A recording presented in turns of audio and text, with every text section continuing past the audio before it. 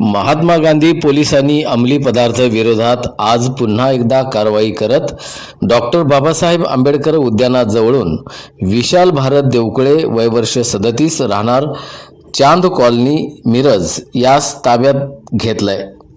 त्याच्याकडून 75,000चा 3 किलो तयार गांजा जप्त करण्यात आलाय। पाहूया।